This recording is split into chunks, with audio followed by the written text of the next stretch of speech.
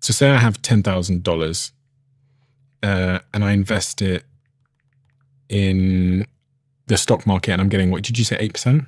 Say 7%. How much money is that? Let's have a look. So I've done $10,000, which is what we have here, invested in the stock market at 7% return over 40 years. That would be $150,000. Do you know what's quite scary when I think about that? Is does that kind of means that today, if I spend $10,000, I'm actually spending $150,000. Yes. Which makes me not want to spend any money on anything. Yeah. Because if you buy, I don't know what costs $10,000, like a small car.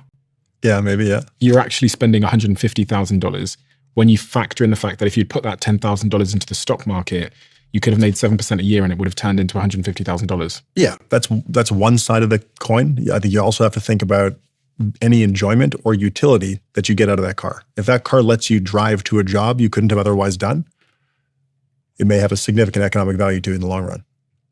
As one example. You know, I've got a coffee here. Some people spend $10 on a cup of coffee with Frappuccino toppings and all that stuff.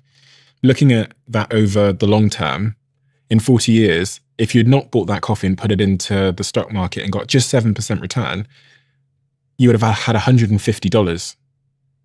So when you buy that $10 coffee, you're actually theoretically spending $150 in 40 years' time. So you better really enjoy the coffee.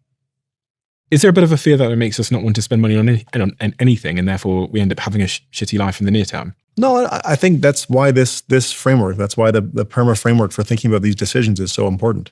Because you do want to have positive emotion and engagement, relationships, meaning, and accomplishment. Those are all really, really important.